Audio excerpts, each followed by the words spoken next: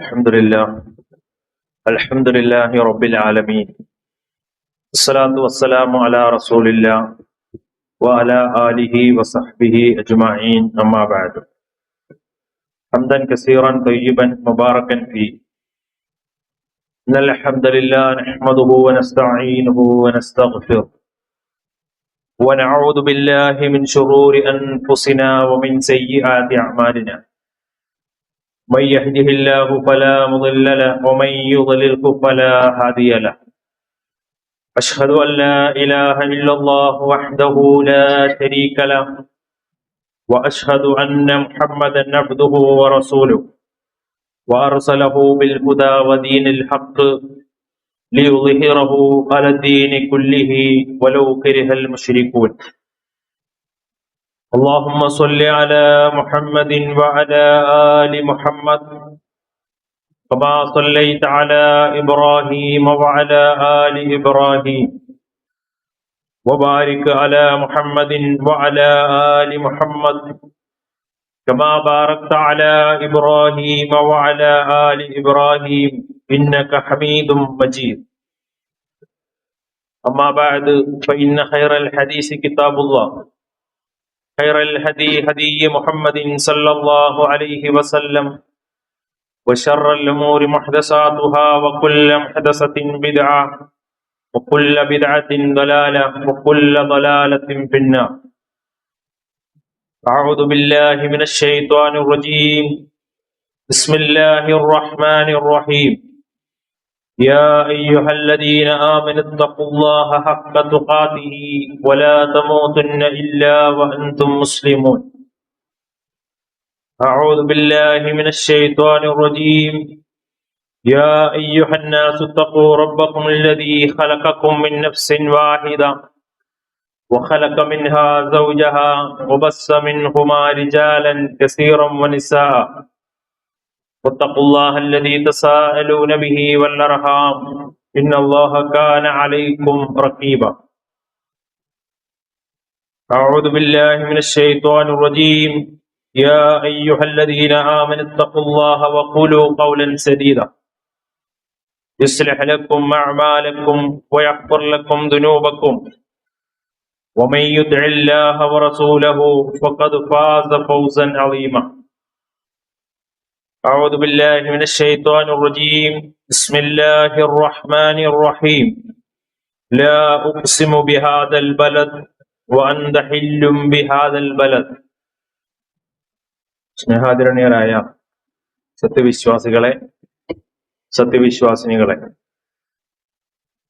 പ്രപഞ്ച സൃഷ്ടാവും സർവലോക സംരക്ഷകനും നിയന്താവുമായ അല്ലാഹു സുബ്ഹാനഹു തആലയുടെ എല്ലാവിധ കൽപ്പനകളും നിർദ്ദേശങ്ങളും ജീവിതത്തിന്റെ എല്ലാ മേഖലകളിലും കഴിവിന്റെ പരമാവധി കാത്തു സൂക്ഷിച്ചുകൊണ്ട് പാലിച്ചുകൊണ്ട് സദാ അള്ളാഹുവിനെ സൂക്ഷിച്ച് ജീവിക്കണമേ എന്ന് ആമുഖമായി എന്നോടെന്ന പോലെ ഏവരെയും ഉണർത്തുകയാണ്, വസിയത്ത് ചെയ്യുകയാണ്.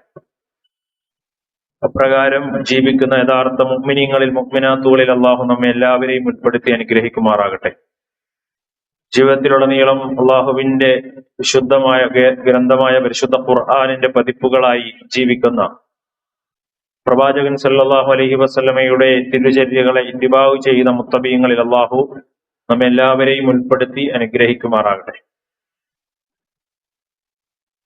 പ്രിയമുള്ള സഹോദരങ്ങളെ, പരിശുദ്ധമായ മക്ക എന്ന് പറയുന്ന നാട് അള്ളാഹുവിന് ഭൂമിയിൽ ഏറ്റവും ഇഷ്ടമുള്ള അനുഗ്രഹീതമായ ഒരു പ്രദേശമാണ്. മുബാറക്കായ ഒരു നാടായിട്ടാണ് അള്ളാഹു സുബ്ഹാനഹു തആല മക്കയെ, മസ്ജിദുൽ ഹറമിനെ പരിചയപ്പെടുത്തിയിട്ടുള്ളത്. ആ മസ്ജിദുൽ ഹറം സ്ഥിതി കൊള്ളുന്ന മക്ക എന്ന് പറയുന്ന നാട്ടിലേക്കാണ് സർവ മുസ്ലിങ്ങളും ഖിബിലയായി നിശ്ചയിക്കപ്പെട്ട കഅബ നിലകൊള്ളുന്നത്. അള്ളാഹുവിന്റെ വിളിക്ക് ഉത്തരം നൽകി അള്ളാഹുവിനെ ആരാധിക്കാൻ വേണ്ടി ദിനവും 5 നേരം നമ്മൾ തിരിഞ്ഞ് നമസ്കരിക്കുന്നതും ആ കഅബയിലേക്കാണ്. നമ്മുടെ പിതാവായ, ആദർശ പിതാവായ ഇബ്രാഹിം നബി അലൈഹിസ്സലാമയുടെ മഖാമു ഇബ്രാഹിമും പ്രവാചകൻ സല്ലല്ലാഹു അലൈഹി വസല്ലമയുടെ പ്രവാചകത്വ സ്ഥലവുമൊക്കെ ആ മക്കയിൽ തന്നെയാണ്. വിദൂരമായ ഏതേത് നാട്ടിൽ നിന്നും ആളുകൾ നമസ്കരിക്കാൻ മുഖം തിരിക്കുന്നത് ആ കഅബയിലേക്കാണ്.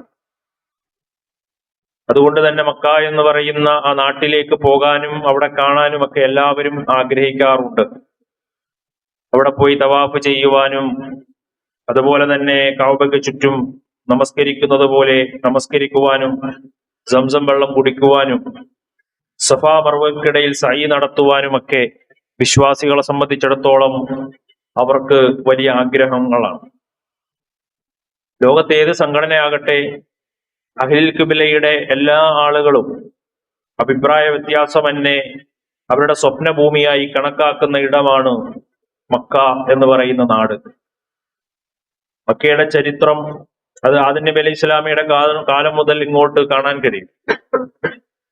പരിശുദ്ധ ഖുർആനിൽ അല്ലാഹു സുബ്ഹാനഹു തആല ആ നാട്ടിനെ പല പേരിൽ അറിയപ്പെടുന്നുണ്ട്, പല പേരിൽ വിളിക്കുന്നുണ്ട്. മദീനയെ വിളിക്കാത്ത, അതുപോലെ ബൈത്തുൽ മുഖദ്ദസ് സ്ഥിതി ചെയ്യുന്ന പരിശുദ്ധമായ ആ സ്ഥലത്തെ വിളിക്കാത്ത, ലോകത്തിന്റെ ഒരു ഇടങ്ങളെയും വിളിക്കാത്ത വ്യത്യസ്തമായ പേരുകളിൽ ശ്രേഷ്ഠമായി തന്നെ അള്ളാഹു മക്ക എന്ന് പറയുന്ന ആ നാടിനെ പരിചയപ്പെടുത്തുന്നത് കാണാൻ കഴിയും. മക്ക എന്ന പേര് തന്നെ അള്ളാഹു പരിശുദ്ധ ഖുർആനിൽ ആ നാടിനെ വിളിച്ചതാണ്. പരിശുദ്ധ ഖുർആൻ സൂറത്തുൽ ഫത്ഹിൽ അള്ളാഹു പറയുന്നുണ്ട്, വഹുവല്ലദീ കഫ്ഫ അയ്ദിയഹും അൻകും വഅയ്ദിയക്കും അൻഹും. വിശ്വാസികൾക്ക് അള്ളാഹു വിജയം നൽകി നിങ്ങളുടെ കൈകൾ കൊണ്ട് അതുപോലെ തന്നെ അവരുടെ കൈകൾ കൊണ്ട് അന്യോന്യം ആക്രമിക്കപ്പെടാതിരിക്കാൻ, അല്ലെങ്കിൽ ആ നിലക്കുള്ള അക്രമം തടയുന്നുണ്ട്. ബിബത്തിനി മക്ക, മക്ക എന്ന് പറയുന്ന ഭൂപ്രദേശത്തിൽ, മക്കയുടെ ഉള്ളിൽ, ആ ഉള്ളറകളിൽ അള്ളാഹു അത്തരത്തിലുള്ള കാര്യങ്ങൾ തടഞ്ഞിട്ടുണ്ട് എന്ന് പറയുന്നിടത്ത് അള്ളാഹു ആ നാട്ടിനെ പരിചയപ്പെടുത്തിയത് മക്ക എന്ന പേരിലാണ് എന്ന് കാണാം. ബിബത്തിനി മക്ക എന്നാണ് അള്ളാഹു ഖുർആനിൽ ആ നാടിനെ വിളിച്ചത്. അതുപോലെ തന്നെ മറ്റൊരു പേര് പരിശുദ്ധ ഖുർആൻ സൂറത്തുൽ ആൽ ഇംറാനിലെ 96-ാമത്തെ വചനത്തിൽ അള്ളാഹു പറയുന്നുണ്ട്, ഇന്ന അവ്വല ബൈത്തിൻ വുളിഅ ലിന്നാസ്, ജനങ്ങൾക്ക് വേണ്ടി ആദ്യമായി നിർമ്മിക്കപ്പെട്ട ഒന്നാമത്തെ പള്ളിയായ ആ ഇടത്തെ അള്ളാഹു പറഞ്ഞത് ബിബക്കത്ത മുബാറക്കൻ വഹുദൻ ലിൽ ആലമീൻ, ലോകർക്ക് മാർഗദർശനവും അനുഗ്രഹപൂർണവുമായ ബിബക്ക, ബക്ക എന്നാണ് അതിനെ വിളിച്ചിട്ടുള്ളത്. ഒന്ന് മക്ക എന്നും ഒന്ന് ബക്ക എന്നുമാണ്, ബാഉം മീമുമാണ്. അതുപോലെ തന്നെ ആ നാടിന്റെ മറ്റൊരു പേരിൽ അതിന്റെ ശ്രേഷ്ഠതയെ അറിയിക്കുന്നു പരിശുദ്ധ ഖുർആനിൽ, വകദാലിക ഔഹൈനാ ഇലൈക ഖുർആനൻ അറബിയ്യ. ഖുർആനിനെ അവതരിച്ചത്, പരിശുദ്ധ ഖുർആനിനെ അള്ളാഹുവിന്റെ കലാമിനെ അവതരിപ്പിച്ചത് അറബി ഭാഷയിലാണ്. അതെന്തുകൊണ്ടാണ്? ലിതുൻദിറ ഉമ്മുൽ ഖുറാ വമൻ ഹൗലഹ വതുൻദിറ യൗമൽ ജംഇ. യൗമുൽ ജംഅ് എന്ന് പറഞ്ഞാൽ സമ്മേളന ദിവസം അഥവാ പരലോക ദിവസം, മഹ്ശർ. അതിനെ ജനങ്ങൾക്ക് ഓർമ്മപ്പെടുത്താൻ ആർക്കാണ് നബി ഓർമ്മപ്പെടുത്തേണ്ടത്? നബി കടന്നു വന്നത് മക്കയിലേക്കാണ്, അറബികളുടെ ഇടയിലേക്കാണ്. അതുകൊണ്ട് തന്നെ അറബി ഭാഷയിലെ ഒരു ഖുർആനിനെ ലിതുൻദിറ ഉമ്മുൽ ഖുറ, ഉമ്മുൽ ഖുറ എന്ന് പറഞ്ഞാൽ ആ പട്ടണങ്ങളുടെ മാതാവ് എന്ന അർത്ഥത്തിൽ ആ നാടിനെ എന്ന് വിളിക്കുകയാണ് ഉമ്മുൽ ഖുറ എന്ന്. ആ ഉമ്മുൽ ഖുറയും അതിന്റെ സമീപത്തുമുള്ള ആളുകളിലേക്ക് പ്രവാചകനെ അള്ളാഹു അറബി ഭാഷയിൽ ഖുർആനിനെ നൽകിക്കൊണ്ട് നിയോഗിച്ചത് അവരെ പരലോകത്തെ കുറിച്ച് ഓർമ്മപ്പെടുത്താനാണ്. ലാ റൈബ ഫീഹി, ആ പരലോകത്തിനെ സംബന്ധിച്ചിടത്തോളം ഒരു സംശയവുമില്ല. ഫരീഖും ഫിൽ ജന്ന വ ഫരീഖും ഫിസ് സഖീർ, അള്ളാഹു അവിടെ വിധിക്കും. സ്വർഗാവകാശികളായ ആളുകൾ അവിടെ ഉണ്ടാകും, നരകാവകാശികളായ ഒരു വിഭാഗം ഉണ്ടാകും എന്ന കാര്യത്തിൽ ഒരു സംശയവുമില്ല. അത്തരം ഒരു പരലോകം നിങ്ങളുടെ ജീവിതത്തിലേക്ക് വരാനുണ്ട് എന്ന ബോധം, എന്ന ഉത്ബോധനം നൽകുവാൻ അറബി ഭാഷയിൽ ഖുർആനിനെ നൽകിക്കൊണ്ട് അള്ളാഹുവിന്റെ പ്രവാചകനെ നിയോഗിച്ച ഇടത്തെക്കുറിച്ച് അള്ളാഹു പറഞ്ഞത് ഉമ്മുൽ ഖുറ എന്നാണ്. പട്ടണങ്ങളുടെ മാതാവ് എന്ന പേരിൽ മക്ക എന്ന് പറയുന്ന നാടിനെ അള്ളാഹു വിളിക്കുകയാണ്. മറ്റൊരു പദം ആ നാടിനെ കുറിച്ച് അള്ളാഹു പറഞ്ഞത്, സത്യം ചെയ്യാൻ വേണ്ടി അള്ളാഹു പലതും ഉപയോഗിച്ചു, പല അള്ളാഹുവിന്റെ സൃഷ്ടികളെയും വിളിച്ചു. വല്ലുഹ എന്ന് തുടങ്ങി, അതുപോലെ തന്നെ വൽ ഫജ്ർ, വശംസ്, ഇങ്ങനെ തുടങ്ങി പല അള്ളാഹുവിന്റെ സൃഷ്ടികളെ കുറിച്ച് സത്യം ചെയ്യുമ്പോൾ അള്ളാഹു സത്യം ചെയ്യാൻ ഉപയോഗിച്ച ഒരു നാട് ഏതാണ്? വഹാദൽ ബലദിൽ അമീൻ, യുദ്ധമില്ലാത്ത സമാധാനം നിറഞ്ഞ സ്വസ്ഥതയുള്ള നിർഭയത്വമുള്ള ഒരു നാട് എന്ന നിലക്ക് മക്കയെ ഉമ്മുൽ ഖുറയെ അള്ളാഹു പരിചയപ്പെടുത്തുകയാണ്. മക്കയെ അള്ളാഹു പരിചയപ്പെടുത്തുകയാണ്. ബലദുൽ അമീൻ എന്നാണ് അള്ളാഹു ആ നാടിനെ മറ്റൊരു നാമമായി വിളിച്ചിട്ടുള്ളത്. മക്കയെ കുറിച്ച് നമ്മൾ നോക്കുമ്പോൾ അള്ളാഹുവിന്റെ റസൂൽ സല്ലല്ലാഹു അലൈഹി വസല്ലം പറഞ്ഞു, ആ നാട് പരിശുദ്ധിയുള്ള നാടാണ്. മസ്ജിദുൽ ഹറം, അത് പരിശുദ്ധമായ സ്ഥലമാണ് എന്ന് പരിചയപ്പെടുത്തി. അള്ളാഹു സുബ്ഹാനഹു വ തആല ആ നാട്ടിനെ പരിശുദ്ധപ്പെടുത്തിയത് അള്ളാഹു തന്നെ പരിശുദ്ധപ്പെടുത്തി എന്ന് പറഞ്ഞിട്ടുണ്ട്. ഇന്ന ഹാദൽ ബലദ ഹറമഹുല്ലാഹു യൗമ ഖലഖസ് സമാവാതി വൽ അർദ്. അതെന്നാണ് അള്ളാഹു പരിശുദ്ധപ്പെടുത്തിയത്? ആകാശഭൂമികളെ സൃഷ്ടിക്കുന്ന അന്നു മുതൽ അത് പരിശുദ്ധമായ ഈ ഭൂമി ലോകത്തെ സ്ഥലമാണ് മക്ക എന്ന് പറയുന്നത്. വഹുവ ഹറമുൻ ബിഹുർമത്തില്ലാഹി ഇലാ യൗമിൽ ഖിയാമ. ആ പവിത്രത എത്ര കാലം ഉണ്ടാകും? അത് ഖിയാമത്ത് നാൾ വരെ ഉണ്ടാകും എന്ന് അള്ളാഹുവിന്റെ പ്രവാചകൻ സല്ലല്ലാഹു അലൈഹി വസല്ലം. കഅബ പൊളിക്കും, അതൊരു മനുഷ്യൻ ഇല്ലേ, അംഗവൈകല്യമുള്ള ഒരു മനുഷ്യൻ അത് പൊളിക്കുമെന്നത് ഹദീസുകളിൽ നമുക്ക് കാണാൻ സാധിക്കും. അതുവരെയും ഖിയാമത്ത് നടക്കുന്ന സമയം വരെയും അവിടുത്തെ പവിത്രത ഉണ്ടാകും. ഹറാമുൻ എന്നാണ് അള്ളാഹു ഹറം എന്നാണ് അതിനെ പരിചയപ്പെടുത്തിയത്. ഹറാം എന്നതിന് രണ്ടർത്ഥമുണ്ട്. ഒന്ന്, നമ്മൾ പറയാറുണ്ട് ഹറാം എന്ന് പറഞ്ഞാൽ നിഷിദ്ധമാണ്. രണ്ടാമത്തത് പവിത്രമാണ് എന്നൊരർത്ഥം കൂടി അതിനുണ്ട്. ഹറമിന്റെ പരിസരങ്ങളിൽ ഒരു ഹറാമും പാടില്ല എന്ന നിലക്ക് അതിനെ ശുദ്ധപ്പെടുത്തിക്കൊണ്ട് ആ നിലക്ക് ആ മസ്ജിദുൽ ഹറാം അത് പരിശുദ്ധമായ ഇടമാണ് എന്ന നിലക്കാണ് പണ്ഡിതന്മാർ അതിനെ വിശദീകരിക്കുന്നതായി നമുക്ക് കാണാൻ സാധിക്കും. എല്ലാവർക്കും നല്ല അഭിപ്രായമുള്ള ഒരിടം, ആർക്കും അഭിപ്രായ വ്യത്യാസമില്ല. ലോകത്ത് മൊത്തത്തിൽ അറിയപ്പെടുന്നപ്പം സുന്നി ഷിയ എന്ന് പറയുന്ന വിഭാഗങ്ങളാണെങ്കിലും ഒരുമിച്ച് കൂടപ്പെടുന്ന സ്ഥലം, എല്ലാവരും ആഗ്രഹിക്കുന്ന ഇടം എന്ന നിലക്ക് ആ നാടിനെ എല്ലാവർക്കും ഇഷ്ടമാണ്. അവിടുത്തെ ഖുർആൻ പാരായണം കേൾക്കാൻ എല്ലാവർക്കും ഇഷ്ടമാണ്. അതുപോലെ അവിടെ വന്ന് നമസ്കരിക്കാൻ എല്ലാവർക്കും താല്പര്യമാണ്. ഇങ്ങനെ എല്ലാവരും ഇഷ്ടപ്പെടുന്ന ഒരു സ്വപ്ന ഭൂമിയായി അതിന്റെ പവിത്രതയെ നമുക്ക് കാണാൻ സാധിക്കും. അല്ലാഹു പരിശുദ്ധ ഖുർആനിൽ പറയുന്നുണ്ട്, ലാ ഉഖ്സിമു ബിഹാദൽ ബലദ് വഅൻത ഹില്ലും ബിഹാദൽ ബലദ്. അള്ളാഹു ആ നാടിനെ ഉപയോഗിച്ചുകൊണ്ട് പരിശുദ്ധ ഖുർആൻ വചനങ്ങളിൽ സത്യം ചെയ്തുകൊണ്ട് തന്നെ പറയുന്നത് കാണാം. അതൊക്കെ അതിന്റെ പവിത്രതയെ അള്ളാഹു എടുത്തു കാണിക്കുകയാണ്. ഇങ്ങനെ ഒരു നാട് വേറെ ഏതാണുള്ളത്? ഇബ്രാഹിം നബി അലൈഹി സ്വലാം ജനിച്ച നാടല്ല, അതുപോലെ തന്നെ ഈസാ നബി അലൈഹി സ്വലാം ജനിച്ച നാടല്ല, മറ്റു പ്രവാചകന്മാർ പലരും ജനിച്ച നാടിനെ പിടിച്ചല്ല അള്ളാഹ് സത്യം ചെയ്യുന്നത്. അള്ളാഹുവിന്റെ പ്രവാചകൻ ജനിച്ച ആ മക്ക, മസ്ജിദുൽ ഹറം സ്ഥിതി ചെയ്യുന്ന ആ മക്കയെയാണ്, ആ നാടിനെയാണ് അള്ളാഹു പരിശുദ്ധ ഖുർആനിൽ എടുത്തു സത്യം ചെയ്തുകൊണ്ട് പറയുന്നത്. കാരണം എന്തുകൊണ്ട്? ഇബ്രാഹിം നബി അലൈഹി സ്വലാം, മക്കയെ കുറിച്ച് പറയുമ്പോൾ ഇബ്രാഹിം നബിയുടെ ചരിത്രം ഓർക്കാതെ നമുക്ക് മുന്നോട്ട് പോകാൻ കഴിയില്ല. ഇബ്രാഹിം നബിയുടെ പത്നിയായ ഹാജറിന്റെ മകനായ ഇസ്മായിൽ നബി അലൈഹി സ്വലാമയുടെ ചരിത്രങ്ങൾ അല്ലെ, അവിടെ നമുക്കറിയാം. ബാബിലോണിയയിൽ നിന്ന്, ഇറാഖിന്റെ ഊർ പട്ടണത്തിൽ നിന്ന് മക്കയിലേക്ക് വന്നു. ആരോരുമില്ലാത്ത, ഒരു പച്ചപ്പ് പോലുമില്ലാത്ത, കാട് നിറഞ്ഞു നിൽക്കുന്ന അത്തരം ഒരു സാഹചര്യത്തിലാണ് ഇബ്രാഹിം നബി അലൈഹി സ്വലാം മക്കയിലേക്ക് വരുന്നത്. അത്തരം ഒരു സാഹചര്യത്തിൽ ഇബ്രാഹിം നബി അലൈഹി സ്വലാം ചരിത്രം എല്ലാ ദുൽഹിജ്ജയിലും നമ്മൾ കേട്ടുകൊണ്ടിരിക്കുന്നതാണ്. അപ്പോൾ അവിടെ അള്ളാഹുവിന്റെ കൽപ്പന പ്രകാരം ഭാര്യയും മകനെയും അവിടെ തനിച്ചാക്കി തിരിച്ചു പോകുന്ന സമയത്ത് ഇബ്രാഹിം നബി അലൈഹി സ്വലാം നിർവഹിക്കുന്ന ഒരു പ്രാർത്ഥന പരിശുദ്ധ ഖുർആനിൽ കാണാം. ഇബ്രാഹിം റബ്ബി ജ്അൽ ഹാദാ ബലദൻ ആമിന. അള്ളാഹുവേ, ഈ നാടിനെ നീ നിർഭയത്വമുള്ള നാടാക്കണേ. അന്ന് എങ്ങനെയുള്ള നാടാ? ഒരു നിലക്കും ഒരു പച്ചപ്പോ ഭക്ഷണങ്ങളോ ഒന്നുമില്ലാത്ത വന്യത നിറഞ്ഞൊരു നാട്. ആ സാഹചര്യത്തിൽ ഇബ്രാഹിം നബിയുടെ പ്രാർത്ഥനയാണ്, ഈ നാടിനെ നീ നിർഭയത്വമുള്ള നാടാക്കി മാറ്റണേ. വജ്നുബ്നി വബനി അൻ അബ്ദുൽ അസ്നാം. വിഗ്രഹാരാധനയിൽ നിന്ന് എന്നെയും എന്റെ കുടുംബത്തെയും നീ കാത്തുരക്ഷിക്കണമേ എന്ന ഇബ്രാഹിം നബിയുടെ പ്രാർത്ഥന അള്ളാഹു സ്വീകരിക്കുകയാണ്. എന്നിട്ട് ഇബ്രാഹിം നബി അവിടുന്ന് പ്രാർത്ഥിക്കുന്നുണ്ട്, ഈ സന്ദേശങ്ങൾ സ്വീകരിക്കുന്നവർ നേർമാർഗത്തിലാകും, ഈ സന്ദേശങ്ങൾ കൈപിടിയുന്നവർ അനുസരണക്കേട് കാണിക്കുന്നവരാണ് എന്നൊക്കെ അള്ളാഹുവിന്റെ പ്രവാചകനായ ഇബ്രാഹിം നബി അലൈഹി സ്വലാം പറഞ്ഞിട്ട് പിന്നീട് ഇബ്രാഹിം നബി പ്രാർത്ഥിക്കുന്ന, അതിനോട് ചേർത്ത് വെക്കുന്ന പ്രാർത്ഥനയാണ് റബ്ബന ഇന്നി അസ്കൻതു മിൻ ദുർരിയത്തി ബിവാദിൻ ഗൈരി ദീ സർഅ്. ഒരു കൃഷിയുമില്ലാത്ത ഈ നാട്ടിൽ എന്റെ കുടുംബത്തിൽ നിന്ന് എന്റെ ഭാര്യയെ, എന്റെ മകനെ ഇവിടെ തനിച്ചാക്കി പോവുകയാണ്. അതുകൊണ്ട് അള്ളാഹുവേ, നീ അവരെ നോക്കിക്കൊള്ളണമേ. ഇന്ദ ബൈതിക്കൽ മുഹറം, ഈ പരിശുദ്ധമായ ഈ ഭവനത്തിന്റെ സമീപത്ത്. എന്തിനു വേണ്ടിയാണ് ഇവിടെ ആക്കി പോകുന്നത്?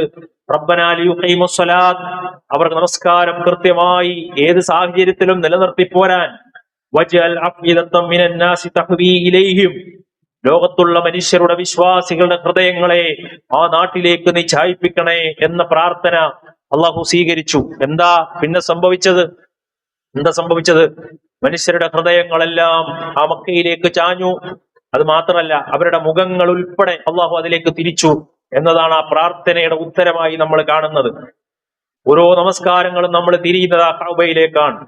എല്ലാവരും സ്വപ്നം കാണുന്നത് ആ നാട്ടിലേക്ക് പോകാനാണ്, ആ നാട്ടിലേക്ക് ചെല്ലാൻ, കഅബയിൽ പോകാൻ, ഹജ്ജ് ചെയ്യാൻ, ഉംറ ചെയ്യാൻ, തവാഫ് ചെയ്യാൻ, സംസം വെള്ളം കുടിക്കാൻ, അവിടുത്തെ നിർഭയത്വം അനുഭവിക്കാൻ എല്ലാവരും ആഗ്രഹിക്കുന്നു. ആ നിലക്ക് മനുഷ്യരുടെ, വിശ്വാസികളുടെ മനസ്സുകളെ ആ നാട്ടിലേക്ക് ചാഞ്ഞ അവസ്ഥയിലേക്ക് മാറിയിട്ടുണ്ട്. ഇബ്രാഹിം നബി അലൈഹി സ്വലാം വീണ്ടും ആ പ്രാർത്ഥന തുടരുന്നുണ്ട്. ഇബ്രാഹിം നബി പിന്നെ പ്രാർത്ഥിക്കുന്നത് എന്താണ്? അള്ളാഹുവെ, ഈ നാട്ടിലേക്ക്, ഈ ഭൂമിയിലേക്ക് നീ ഒരു പ്രവാചകനെ നിയോഗിക്കണം, ആ പ്രവാചകനെ ഈ നാട്ടിനെ സംസ്കരിക്കണം.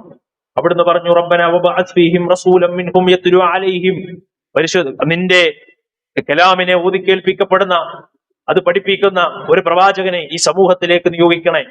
അതിന്റെ ഉത്തരമാണ് നമ്മൾ സൂറത്തുൽ ജുമുഅയിൽ കാണുന്നത്. അല്ലെ, അള്ളാഹു പറഞ്ഞു, ബഅസല്ലദീ, ഒരു പ്രവാചകനെ ഈ സമൂഹത്തിലേക്ക്, ഉമ്മിയായ ഒരു പ്രവാചകനെ നിയോഗിച്ചു. യത്ലു അലൈഹിം ആയാതിഹി വയുസക്കീഹിം വയഅല്ലിമുഹുൽ കിതാബ വൽ ഹിക്മ. ആ പ്രവാചകൻ വേദഗ്രന്ഥം പഠിപ്പിച്ചു, ആളുകളെ സംസ്കരിച്ചു.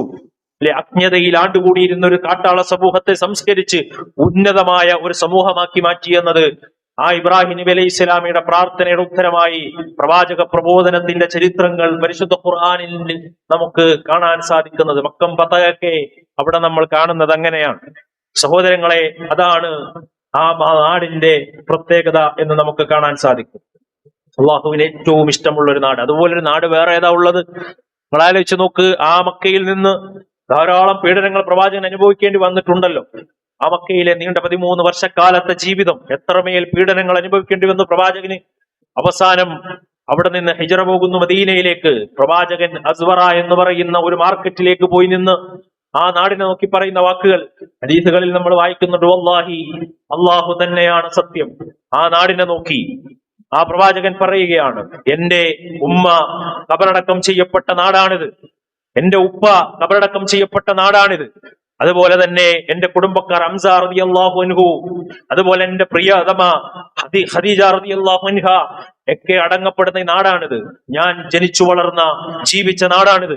ആ നാട് വിട്ട് ഈ നാട്ടിൽ നിന്ന് പുറത്തേക്ക് പോകണമെന്ന് അവർ പറയുമ്പോൾ അള്ളാഹുവിന്റെ പ്രവാചകൻ പറഞ്ഞു, വല്ലാഹി ഇന്നകി ലഖൈറുൽ അർളില്ലാഹ്, അള്ളാഹുവിന് ഈ ഭൂമിയിൽ ഹൈർ നൽകിയിട്ടുള്ള ഒരു നാട്, അതാണ് ഈ നാട്, ഞാൻ ജനിച്ച ഈ നാട്. വഹബ്ബു അർദില്ലാഹി ഇലല്ലാഹ്, അത് മാത്രമല്ല അള്ളാഹുവിന് ഈ ഭൂമി ലോകത്ത് ഇഷ്ടപ്പെട്ട ഒരു ഭൂമി, ഒരിടം, അത് ഈ മക്കയാണ് എന്ന് പ്രവാചകൻ പറയുകയാണ്. വലൗലാ അന്നി ഉഖ്രിജ്തു മിൻകി മാ ഖറജ്തു, എന്നെ ഈ നാട്ടിൽ നിന്ന് പുറത്താക്കിയില്ലായിരുന്നുവെങ്കിൽ ഞാൻ ഈ നാട്ടിൽ നിന്ന് പോകാൻ ആഗ്രഹിക്കുന്നില്ല എന്ന് പറഞ്ഞ് രാജ്യസ്നേഹം പ്രകടിപ്പിച്ച പ്രവാചകൻ. അവിടെ പ്രത്യേകം അള്ളാഹുവിന്റെ പ്രവാചകൻ പറഞ്ഞൊരു കാര്യമുണ്ട്, എന്റെ റബ്ബിന് ഏറ്റവും ഇഷ്ടപ്പെട്ട ഭൂമിയിലെ നാടാണ് മക്ക എന്ന് പ്രവാചകൻ സല്ലല്ലാഹു അലൈഹി വസല്ലം പറയുന്നുണ്ട്. അതാണ് മക്ക എന്ന് പറയുന്നത്. ആ മക്കയ്ക്ക് ഒരുപാട് പ്രത്യേകതയുണ്ട്. ആ മക്കയോടുള്ള സ്നേഹം വിശ്വാസത്തിന്റെ അടയാളമാണ്. അള്ളാഹുവിനെ സ്നേഹിക്കുന്ന, പ്രവാചകനെ സ്നേഹിക്കുന്ന ഒരു വിശ്വാസിക്ക് മക്കയെ സ്നേഹിക്കാതിരിക്കാൻ കഴിയില്ല. ആ നാടിനെ സ്നേഹിക്കണം എന്നത് ഈമാനിന്റെ അടയാളമാണ്, അള്ളാഹുവിന്റെ ചിഹ്നമാണ്, അത് തഖ്വയുടെ അടയാളമാണ്. തഖ്വയുടെ ഒരു മനുഷ്യന്റെ മനസ്സിലെ തഖ്വയാണത് എന്ന് നമ്മൾ മനസ്സിലാക്കണം. അതുകൊണ്ട് ആ നാട്ടിന്റെ പ്രത്യേകതയാണ്, അവിടേക്ക് ദജ്ജാല് കടന്നു വരുമ്പോൾ ലോകത്തിന്റെ എല്ലാ നാടുകളിലേക്കും ദജ്ജാല് പോകും. ദജ്ജാലിന്റെ ഫിത്ന വലിയ ഫിത്നയാണ്. അശ്റാത്തു സാഇൽ, അന്ത്യനാളിന്റെ വലിയ അടയാളങ്ങളിൽ പ്രവാചകൻ പഠിപ്പിച്ചതാണ് ദജ്ജാല് കടന്നു വരും എന്നുള്ളത്.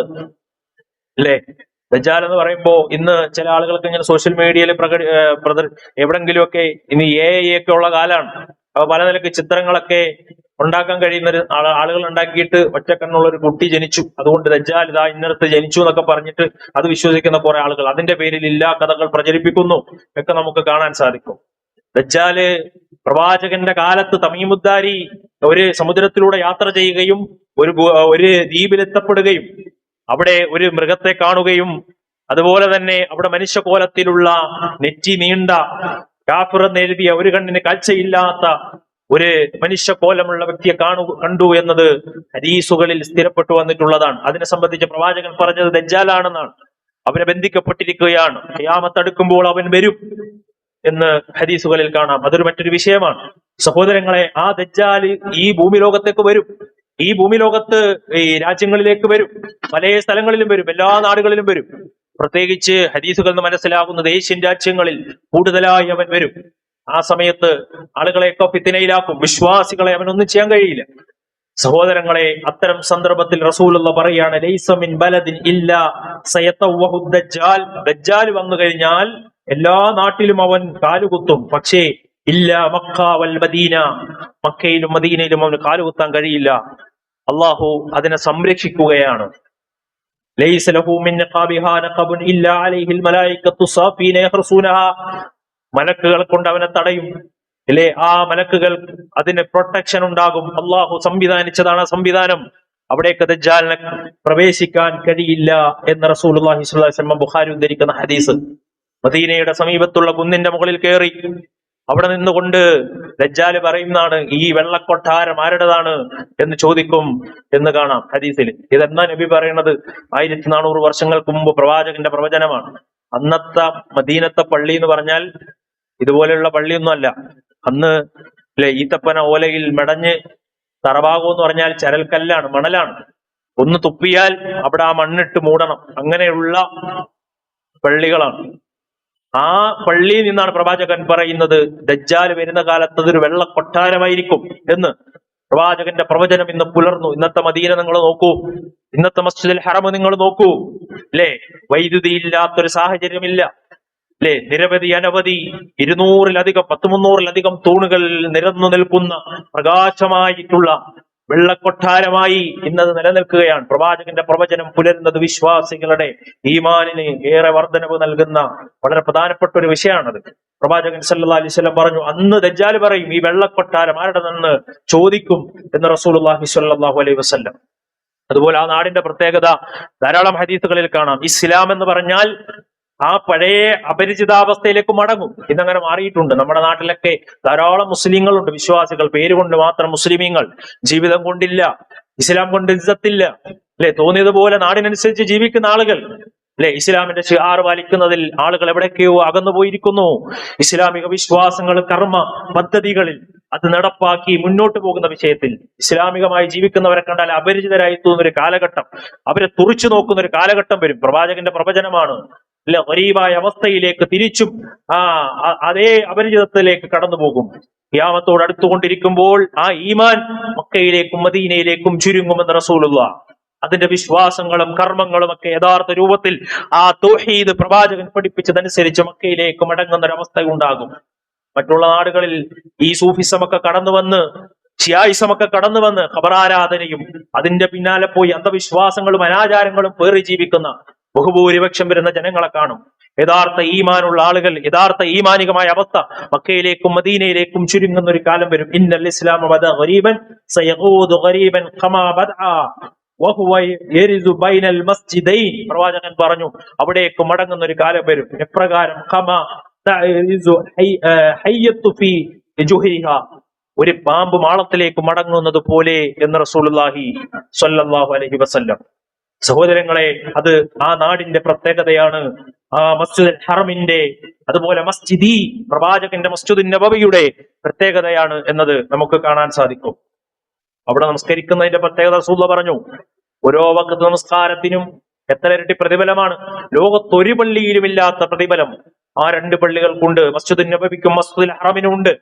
മസ്ജിദുൽ ഹറമിന് മറ്റു പള്ളികളെക്കാൾ 1,00,000 അധികം പ്രതിഫലം ഒരു വഖത്തിനുണ്ട് എന്ന് റസൂലുള്ളാഹി. അത് അവിടെ മാത്രമുള്ള പ്രത്യേകതയാണ്. മസ്ജിദുൻ നബവിക്കാണെങ്കിലോ മദീനത്തെ പള്ളിക്കാണെങ്കിലോ അത് മറ്റുള്ള പള്ളികളെക്കാൾ 1000 വഖത്തിന്റെ പ്രതിഫലം എന്ന് റസൂലുള്ളാഹി. മിൻ അൽഫി സ്വലാത്തിൻ ഫീമാ സിവാഹു ഇലാ മസ്ജിദിൽ ഹറാം എന്ന് റസൂലുള്ളാഹി. 1000 വഖത്തിന്റെ പ്രതിഫലം ഉണ്ട് എന്ന് കാണാൻ കഴിയും. അതുകൊണ്ടാണ് പണ്ഡിതന്മാരൊക്കെ പറയാറുണ്ട്, ജീവിക്കുകയാണെങ്കിൽ മക്കയിൽ ജീവിക്കുകയും മരിക്കുകയാണെങ്കിൽ മദീനയിൽ മരിക്കുകയും ചെയ്യണം എന്ന ആഗ്രഹം വെച്ച് പുലർത്തിയ പണ്ഡിതന്മാരെ ലോകത്ത് നമുക്ക് കാണാൻ കഴിയും.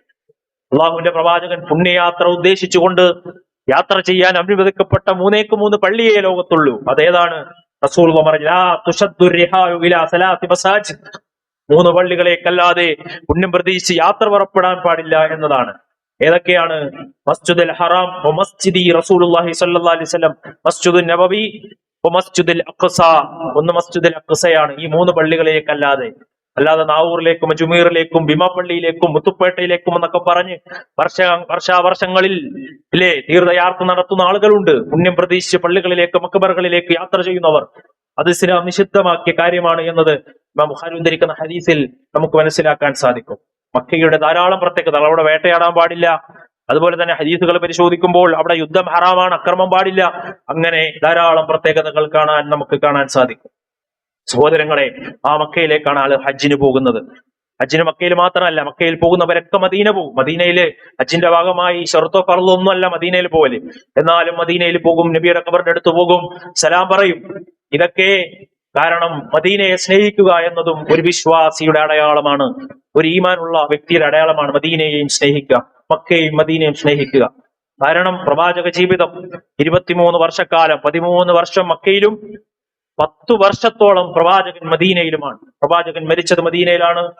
പ്രവാചകൻ സല്ലല്ലാഹു അലൈഹി വസല്ലം റൗള എന്ന് പരിചയപ്പെടുത്തിയത് അവിടെയാണ്, മദീനയിലാണ്. പ്രവാചകൻ ജീവിച്ച ആ പ്രവാചകന്റെ ഹുജ്റ അത് നമുക്ക് മദീനയിൽ കാണാൻ സാധിക്കും എന്ന്. അതുകൊണ്ട് തന്നെ ഒരു വിശ്വാസി സംബന്ധിച്ചിടത്തോളം അവൻ അള്ളാഹുവിനെയും റസൂലിനെയും സ്നേഹിക്കുക എന്നത് അവന്റെ വിശ്വാസത്തിന്റെ അടയാളമാണ്. വിശ്വാസത്തിന് അത് അനിവാര്യമാണെങ്കിൽ ആ പ്രവാചകൻ സ്നേഹിച്ച അള്ളാഹു പവിത്രമാക്കിയ ആ നാടിനെയും സ്നേഹിക്കൽ വിശ്വാസികളുടെ അടയാളമാണ്. പരിശുദ്ധ ഖുർആനിൽ 2 പള്ളികളാണ് അള്ളാഹു എടുത്തു പറഞ്ഞിട്ടുള്ളത്. ഒന്ന് മസ്ജിദുൽ അഖ്സയും, സുലൈമാൻ നബി അലൈഹി സ്വലാമയുടെ കാലത്ത് പണിഞ്ഞ മസ്ജിദുൽ അഖ്സയും, അതുപോലെ തന്നെ ആദ്യം അവ്വല ബൈത്ത് എന്ന് പരിശുദ്ധ ഖുർആൻ പഠിപ്പിച്ചത് മസ്ജിദുൽ ഹറം. അതിനുശേഷം 40 കൊല്ലം കഴിഞ്ഞിട്ടാണ് മസ്ജിദുൽ അഖ്സ പണിയുന്നത്.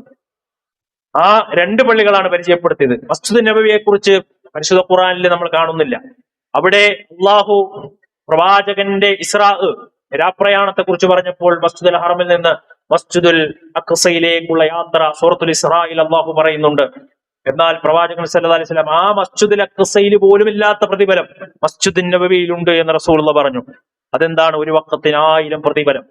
അതിന് പ്രത്യേകതയുണ്ട്, മദീനയുടെ പ്രത്യേകതയാണ് എന്ന് നമുക്ക് കാണാൻ സാധിക്കും. നബി സല്ലല്ലാഹു അലൈഹി വസല്ലമ മക്കയിൽ നിന്ന് മദീനയിലേക്ക് പോയപ്പോൾ നബിയോടൊപ്പം സഹാബിമാരുണ്ട്. അബൂബക്കർ സിദ്ദീഖ് റളിയല്ലാഹു അൻഹു, ഉമർ റളിയല്ലാഹു അൻഹു. അവർക്ക് പെട്ടെന്ന് ഈ മക്കയിൽ ജീവിച്ച് മദീനയിലേക്ക് ചെന്നപ്പോ അവിടെയുമായി അങ്ങോട്ട് ഇടപഴകാൻ കഴിയുന്നില്ല, ഒരു പ്രയാസങ്ങൾ. ആ സമയത്ത് പ്രവാചകനോട് അവർ പറയുന്നുണ്ട്, ബിലാൽ അബൂബക്കർ ഒക്കെ നബിയോട് ഇങ്ങനെ രാവലാതി ഒരു പ്രയാസം പറയുന്നുണ്ട്. അവിടെ ഇങ്ങനെ മദീനയിൽ ഇങ്ങനെ അൻസാറുകളുടെ ഇടയിലേക്ക് പോയിട്ട് അവിടെ ഇങ്ങനെ ജീവിക്കാൻ ഒരു മാനസിക പ്രയാസങ്ങൾ ഉണ്ടായ സമയത്ത് പ്രവാചകൻ സല്ലല്ലാഹു അലൈഹി വസല്ലം ആ സമയത്ത് പ്രാർത്ഥിക്കുന്ന ഒരു പ്രാർത്ഥനയുണ്ട്. അല്ലാഹുമ്മ ഹബ്ബിബ് ഇലൈനൽ മദീന, അള്ളാഹുവേ ഞങ്ങൾക്ക് മദീനയെ ഇഷ്ടപ്പെടുത്തണേ എന്ന പ്രാർത്ഥനയാണ്. മദീനയെ ഇഷ്ടപ്പെടണം, മനസ്സുകളിൽ ഇഷ്ടപ്പെടണേ എന്ന പ്രാർത്ഥന.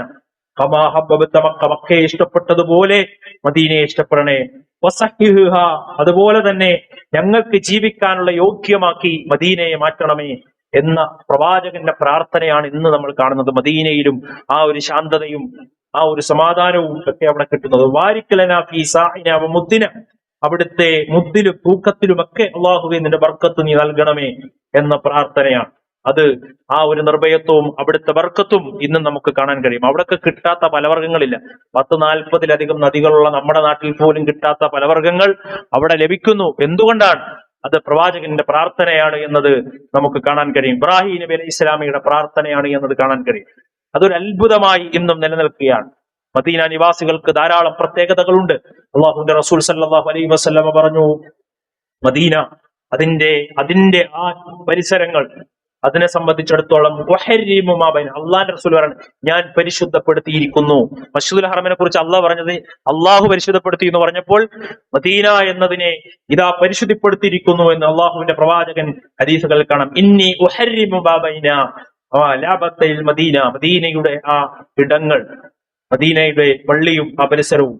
അയ്യോ എന്നിട്ട് പ്രവാചകൻ സല്ലല്ലാഹു അലൈഹി വസല്ലം പറയുന്നുണ്ട്, ആർക്കെങ്കിലും മദീനയിൽ ജീവിക്കാൻ ബുദ്ധിമുട്ടുണ്ടാകുന്നുണ്ടെങ്കിൽ നിങ്ങളത് ക്ഷമിച്ചുകൊണ്ട് അവിടെ കഴിഞ്ഞുകൂടുകയാണെങ്കിൽ കുന്തുലഹു ഷഫീഅൻ, നിങ്ങൾക്കത് ശുപാർശയാണ് നാളെ പരലോകത്ത് എന്ന് റസൂലുള്ളാഹി സ്വല്ലല്ലാഹു അലൈഹി വസല്ലം പഠിപ്പിക്കുന്നുണ്ട്. മദീനയിൽ അതുകൊണ്ട് താമസിക്കണം എന്ന് പ്രവാചകൻ പറഞ്ഞു. മനിസ്തതാഅ മിൻകും അയ്യമൂത ഫിൽ മദീന, മദീനയിൽ മരിക്കുന്നുവെങ്കിൽ അത് പ്രത്യേകമായ ഒരു കാര്യമാണെന്ന് റസൂലുള്ളാഹി സ്വല്ലല്ലാഹു അലൈഹി വസല്ലം പഠിപ്പിച്ചു. മഹാന്മാരായ പണ്ഡിതന്മാരൊക്കെ അതുകൊണ്ടാണ് മാലിക് ബിൻ അനസ് റളിയല്ലാഹു അൻഹു ഒക്കെ മക്കയിൽ താമസിച്ച് മദീനയിൽ മരിക്കണമെന്ന് ആഗ്രഹിച്ചിരുന്നു എന്ന് കാണാൻ സാധിക്കും. അവിടെ മരിച്ചാൽ അള്ളാഹുവിന്റെ അടുത്ത് പ്രവാചകന്റെ ശുപാർശ അതുണ്ടാകുമെന്നത് പ്രവാചകൻ പഠിപ്പിച്ച കാര്യമാണ്. ഉമർ ഖത്താബ് റളിയല്ലാഹു അൻഹു പറയുന്നുണ്ട്, ഉമർ അള്ളാഹുവിന്റെ ഒരു പ്രാർത്ഥനയുണ്ട്. എന്താണ് ആ പ്രാർത്ഥന? അല്ലാഹു മിർസുഖ്നി ഷഹാദത ഫീ സബീലിക്, അള്ളാഹുവേ നിന്റെ മാർഗത്തിൽ ഷഹീദാകാനുള്ള തൗഫീഖ് എനിക്ക് നൽകണേ എന്ന് ഉമർ അള്ളാഹു പ്രാർത്ഥിക്കുന്നുണ്ട്. എന്നിട്ട് ഉമർ അള്ളാഹു പറഞ്ഞു, വജ്അൽ മൗതി ഫീ ബലദി റസൂലുള്ളാഹി സ്വല്ലല്ലാഹു അലൈഹി വസല്ലം, അള്ളാഹു എന്നെ മദീനയിൽ മരിപ്പിക്കണേ, അള്ളാഹുവിന്റെ റസൂല് കടക്കുന്ന, അള്ളാഹുവിന്റെ പ്രവാചകൻ സ്വല്ലല്ലാഹു അലൈഹി വസല്ലം മരിച്ച ആ മദീനയിൽ എന്നെ മരിപ്പിക്കണേ എന്ന് ഉമർ ഖത്താബ് റളിയല്ലാഹു അൻഹു പ്രാർത്ഥിച്ചത് സഹോദരങ്ങൾ ഇമാം ബുഖാരി ഉദ്ധരിക്കുന്ന 1890 ഹദീസിൽ അവിടുത്തെ സ്വഹീഹിൽ നമുക്ക് വായിക്കാൻ കഴിയും. അപ്പോൾ അതിനൊരു പ്രത്യേകതയുണ്ട് എന്നതാണ്. മദീനയെ ലോകത്ത് പല പേരുകൾ അറിയപ്പെടുന്നത്. ത്വയ്ബ എന്നത് മദീനയുടെ ഒരു പേരാണ്. ആ പേരിന് തന്നെ ഒരു അർത്ഥമുണ്ട്. എല്ലാ ഹബീസുകൾ, എല്ലാ മോശത്തരങ്ങളിൽ നിന്നും ശുദ്ധീകരിക്കപ്പെട്ട, വെള്ളികളെ ആലയിൽ കൊല്ലൻ ഇരുമ്പിനെ ശുദ്ധീകരിക്കുന്നത് പോലെ ആ നിലക്ക് ഹദീസുകളിൽ അങ്ങനെയാണുള്ളത്. ആ നിലക്ക് എല്ലാ മോശത്തരങ്ങളിൽ നിന്നും ലോകത്തുനിന്ന് ശുദ്ധീകരിക്കപ്പെട്ട ഒരു നാടാണ് മദീന എന്ന നിലക്ക് അതിനെ ത്വയ്ബ എന്ന പേരിൽ അറിയപ്പെടുന്നതായി കാണാൻ കഴിയും. അതുപോലെ തന്നെ പ്രവാചകൻ സല്ലല്ലാഹു അലൈഹി വസല്ലമ, പ്രവാചകന്റെ ഖബർ, അതിനോട് സമീപത്താണ് അബൂബക്കർ റളിയല്ലാഹു അൻഹുവിന്റെ, ഉമർ റളിയല്ലാഹു അൻഹുവിന്റെ ഖബർ. മഹാനായ ഉമർ റളിയല്ലാഹു അൻഹുവിന്റെ പ്രാർത്ഥന അല്ലാഹു സ്വീകരിക്കുകയാണ്, മദീനയിൽ മരിപ്പിക്കണേ. എന്താ സംഭവിച്ചത്? ഉമർ റളിയല്ലാഹു അൻഹുവിന്റെ മരണം എങ്ങനെയായിരുന്നു? ഹദീസുകളിൽ നമുക്ക് വായിക്കാം. ആ മദീനത്തെ പള്ളിയുടെ മിമ്പറിന്റെ സമീപത്ത് അല്ലെ, അവിടെ പ്രവാചകന്റെ ഉറഫത്ത് എന്ന് പറഞ്ഞാൽ പ്രവാചകന്റെ റൂം, വീട്, ആയിഷ ബീബിയുടെ വീട്. ആ വീടിന്റെ സമീപത്തായിട്ടാണ് ഉമർ ഖത്താബ് റളിയല്ലാഹു അൻഹു മജൂസിയുടെ കുത്തേറ്റുകൊണ്ട് മരിക്കുന്നത്. ആ സ്വഹാബിയുടെ പ്രാർത്ഥന അള്ളാഹു സ്വീകരിക്കുകയാണ്. ആ ഖബർ അവിടെ തന്നെ പ്രവാചകന്റെ സമീപത്ത്, പ്രവാചകന്റെ ഖബറിന്റെ സമീപത്താണ് അബൂബക്കർ റളിയല്ലാഹു അൻഹുവിന്റെയും ഉമർ റളിയല്ലാഹു അൻഹുവിന്റെയും ഖബർ ഉള്ളത് എന്നതും നമുക്ക് അവിടെ കാണാൻ സാധിക്കും. ആ നാടിന് ധാരാളം പ്രത്യേകതകൾ അങ്ങനെയുണ്ട്. അതുപോലെ മദീനയിലെ അജുവ, കാരക്ക, അതിന് പ്രത്യേകതയുണ്ട്. പ്രവാചകൻ സല്ലല്ലാഹു അലൈഹി വസല്ലമ അത് ഒരു ഔഷധമായി പഠിപ്പിച്ചതാണ്. പ്രവാചകൻ ഇഷ്ടമുള്ള ഒരു കാരക്കയാണ്. ഇന്ന് കാരക്കയുടെ കൂട്ടത്തിലൊക്കെ ഏറ്റവും മുന്തിയ ഇനമായി കണക്കാക്കപ്പെടുന്നത് നമുക്ക് കാണാൻ കഴിയും. അത് മദീനയുടെ ഒരു പ്രത്യേകതയാണ് എന്നത് നമുക്ക് കാണാൻ സാധിക്കും. മദീനയെ ആക്രമിക്കുന്നവർക്ക് കടുത്ത ശിക്ഷയുണ്ട് എന്ന് പ്രത്യേകം ഹദീസുകളിൽ നമുക്ക് കാണാൻ സാധിക്കും. മദീനയോ മസ്ജിദുൽ ഹറമിനെയൊക്കെ ആക്രമിച്ചാൽ അത് കൊടിയ പാവമാണ് എന്നതാണ്. പ്രവാചകൻ പറഞ്ഞു, അല്ലാഹുമ്മ മിൻ ദുലിമ അഹ്ലിൽ മദീന, മദീനയെ ആക്രമിക്കുന്നവർ, അവരോട് അള്ളാഹുവിന്റെ പ്രവാചകൻ പറയാണ്, വഖാഫുഹും, അവിടുത്തെ ആളുകളെ ഭയപ്പെടുത്തുന്നവർ, അവരെ ലോകത്തുള്ള വിശ്വാസികളുടെയും മനുഷ്യരുടെയും മലായിക്കത്തുകളുടെയും അള്ളാഹുവെ നിന്റെയും ശാപം അവരുടെ മേൽ ഉണ്ടാകട്ടെ എന്ന് പ്രവാചകൻ സല്ലല്ലാഹു അലൈഹി വസല്ലം പ്രാർത്ഥിച്ചതാണ്. അല്ലെ, ആ നാടിനെ ആക്രമിക്കാനൊക്കെയാണ് ISIS പോലെയുള്ള ഭീകര സംഘടനകൾ പ്രവർത്തിക്കുന്നത്. അവിടേക്കാണ് അവർ മിസൈൽ അയച്ച ആളുകളെ കൊല്ലാൻ ശ്രമിച്ചത്. ആ ISIS-നെയാണ് ഇസ്ലാമിന്റെ പേരിൽ കേട്ടുചേർത്തുകൊണ്ട് ഇസ്ലാം ലോകത്ത് തീവ്രവാദമാണെന്ന് പ്രചരിപ്പിക്കാൻ ആളുകൾ ശ്രമിക്കുമ്പോൾ നമ്മൾ ആലോചിച്ച് നോക്കണം, സമാധാനത്തിന്റെ നാടിൽ ശിഥിലതയുണ്ടാക്കാൻ ശ്രമിക്കുന്നവർ എങ്ങനെ ഇസ്ലാമിന്റെ വക്താക്കളാകും എന്നതുകൂടി നമ്മൾ ചിന്തിക്കേണ്ട കാര്യമാണ്. വലാ യഖ്ബലു മിൻഹു സർഫുൻ വലാ അദ്ലുൻ, ആ മദീനയെ ആക്രമിക്കുന്നവർ, മദീനയോട് മാനസിക വിരോധം വെച്ച് പുലർത്തുന്നവർ, അവരുടെ നീതിയോ അവരുടെ പ്രവർത്തനങ്ങളോ അള്ളാഹു സ്വീകരിക്കുകയില്ല എന്ന് ഹദീസുകളിൽ നമുക്ക് കാണാൻ സാധിക്കും. സഹോദരങ്ങളെ, അത്തരം ഒരു ഇടമാണ്, ദീൻ മടങ്ങുന്ന ഇടമാണ് മദീന. അവിടെ മദീനയിലും ദജ്ജാൽ പ്രവേശിക്കുകയില്ല, മക്കയിലും ദജ്ജാൽ പ്രവേശിക്കുകയില്ല എന്നത് ഹദീസുകളിൽ നമുക്ക് കാണാൻ കഴിയും. ഭൂമിയിലെ സ്വർഗം എന്ന് അള്ളാഹു പരിചയപ്പെടുത്തിയ ഒരിടമുണ്ടെങ്കിൽ, അള്ളാഹുവിന്റെ പ്രവാചകൻ പറഞ്ഞ ഒരിടമുണ്ടെങ്കിൽ, ഭൂമിയിൽ ഒരു സ്വർഗമുണ്ട്. അതേതാണ് ആ സ്വർഗം? റസൂലുള്ളാഹി പറഞ്ഞു, മാ ബൈന ബൈതി വ മിൻബരി റൗദത്തും മിൻ റിയാദുൽ ജന്ന, എന്റെ മിമ്പറിന്റെയും എന്റെ വീടിന്റെയും അഥവാ ആ ഹുജ്റത്തിന്റെയും ഇടയിലുള്ള സ്ഥലം, അതാണ് റൗദ, സ്വർഗം, ദുനിയാവിലെ സ്വർഗം എന്ന് റസൂലുള്ളാഹി സ്വല്ലല്ലാഹു അലൈഹി വസല്ലം പറഞ്ഞു. ആളുകൾ തെറ്റിദ്ധരിച്ചിട്ടുണ്ട്. റൗദ എന്ന് പറഞ്ഞാൽ ആ പച്ച കുബ്ബ, അതാണ് പ്രവാചകൻ പറഞ്ഞ റൗദ എന്ന് തെറ്റിദ്ധരിച്ചിട്ടുണ്ട്. റസൂലുള്ളാഹി പറഞ്ഞത് മാ ബൈന ബൈതി വ മിൻബരി റൗദത്തും മിൻ റിയാദുൽ ജന്ന, അഥവാ പ്രവാചകന്റെ വീടിന്റെയും ആ മിമ്പറിന്റെയും ഇടയിലുള്ള സ്ഥലത്തിനാണ് റൗദ എന്ന് പ്രവാചകൻ സല്ലല്ലാഹു അലൈഹി വസല്ലം പരിചയപ്പെടുത്തിയിട്ടുള്ളത്. പ്രവാചകന്റെ ഖബർ ആ ഹുജറത്തിലാണ്, നബിയുടെ വീട്ടിലാണ് പ്രവാചകന്റെ ഖബർ ഉള്ളത്. ആ ഖബറൊക്കെ ഇന്ന് ആർക്കും കാണാൻ കഴിയില്ല. ആ നിലയ്ക്ക് ഇന്ന് നമ്മുടെ നബിയുടെ ഖബർ എന്ന പേരിൽ നമ്മുടെ നാട്ടിലൊക്കെ ചില ഫോട്ടോകളൊക്കെ പ്രചരിക്കാറുണ്ട്. ഇങ്ങനെ കെട്ടിപ്പൊക്കിയ ഖബർ, അതിങ്ങനെ പച്ചപ്പൊട്ടൊക്കെ ഇട്ടിട്ട് അത് നബിയുടെ ഖബറാണെന്ന് പറഞ്ഞ് പ്രചരിപ്പിച്ച് ആ നിലക്ക് ചൂഷണം ചെയ്യുന്ന ആളുകളെ നമുക്ക് കാണാൻ കഴിയും. സഹാബാക്കളുടെ കാലത്ത് തന്നെ പ്രവാചകന്റെ ഒരു ഹദീസുണ്ട്. പ്രവാചകൻ മരിക്കുന്നതിന് 5 ദിവസം മുമ്പ്, അതുപോലെ തന്നെ പ്രവാചകൻ വഫാത്താകുന്ന നിമിഷം ആയിഷ ബീബി നബിയുടെ ചുണ്ടിലേക്ക് കാതുകൾ അടുപ്പിച്ചപ്പോ നബി ഇങ്ങനെ ആവർത്തിച്ച് ഓർമ്മപ്പെടുത്തിയ ഒരു കാര്യമുണ്ട്.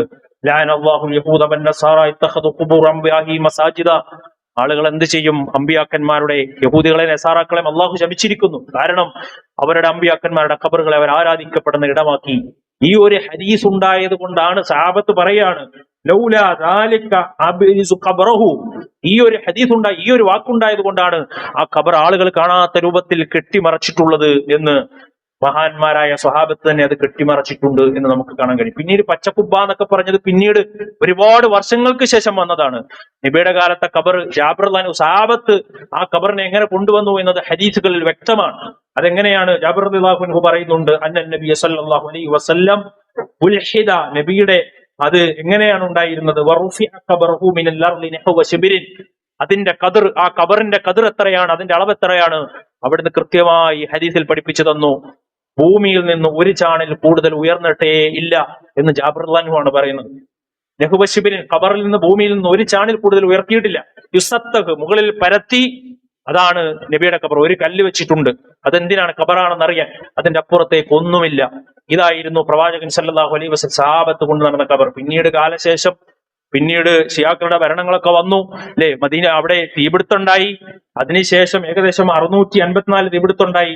പിന്നീട് ഏകദേശം 1678 അന്നത്തെ ഭരണാധികാരി എന്ത് ചെയ്തു? ഒരു നീല കുബ്ബ പണിയുകയാണ്. അതിനുശേഷമാണ് പിന്നീട് മഹ്മൂദ് ബിൻ സുൽത്താൻ അബ്ദുൽ മജീദിന്റെ കാലത്ത് 1200 അഥവാ ഹിജ്റ 1233 ആ സമയത്താണ് അതൊരു പച്ചക്കുബ്ബയായി പരിവർത്തിപ്പിക്കപ്പെടുന്നത്. സഹോദരങ്ങളെ, അതല്ല റൗദ, ആ പച്ചക്കുബ്ബയല്ല റൗദ എന്നത് മനസ്സിലാക്കണം. പ്രവാചകൻ പറഞ്ഞത് മിമ്പറിന്റെയും അതുപോലെ തന്നെ വീടിന്റെയും ഇടയിലുള്ള സ്ഥലമാണ് എന്ന് കാണാൻ സാധിക്കും. പ്രവാചകൻ സല്ലല്ലാഹു അലൈഹി വസല്ലമയുടെ ഖബർ ആ പള്ളിയുടെ, മദീന പള്ളിയുടെ ഇടയിൽ അവിടെ എങ്ങനെ വന്നു എന്നത് മഹാനായ ഇമാം നവവി റഹ്മത്തുള്ളാഹി ശറഹുൽ മുസ്ലിമിൽ വിശദീകരിക്കുന്നുണ്ട്. എന്താണ് അവിടുന്ന് പറഞ്ഞത്? പ്രവാചകൻ സല്ലല്ലാഹു അലൈഹി വസല്ലമയുടെ ഖബർ ആ വീട്ടിലായിരുന്നു. പിന്നീട് മദീനത്തെ പള്ളി അതിങ്ങനെ വിശാലമാകാൻ തുടങ്ങി, ആളുകൾ കൂടി. കസുറൽ മുസ്ലിമീൻ, മുസ്ലിമീങ്ങൾ വർദ്ധിച്ചു, ധാരാളം ആളുകളായി. അപ്പോൾ പള്ളി വിപുലീകരിക്കാൻ തുടങ്ങി. അതുകൊണ്ടാണ് അതിങ്ങനെ കെട്ടിയുണ്ടാക്കി. അതിലേക്ക് ആരും തിരിഞ്ഞ് നിസ്കരിക്കാതിരിക്കാൻ വേണ്ടിയാണ് അത് കെട്ടി മറച്ചുകൊണ്ട് ആ വീട്ടിന്റെ ഉള്ളിൽ ഖബർ സൂക്ഷിക്കപ്പെടുകയും പള്ളി വിപുലമാവുകയും ചെയ്തത് എന്ന് മഹാന്മാരായ പണ്ഡിതന്മാർ രേഖപ്പെടുത്തുന്നത് സഹോദരങ്ങളെ കാണാൻ സാധിക്കും. അതുകൊണ്ട് മക്കയും മദീനയും അതിനെ ഇഷ്ടപ്പെടുകയും ആ നാട്ടിൽ പോകാൻ ആഗ്രഹിക്കുകയും ചെയ്യുക. അള്ളാഹു അത്തരം വിശ്വാസികൾ നമ്മെ ഉൾപ്പെടുത്തി അനുഗ്രഹിക്കുമാറാകട്ടെ.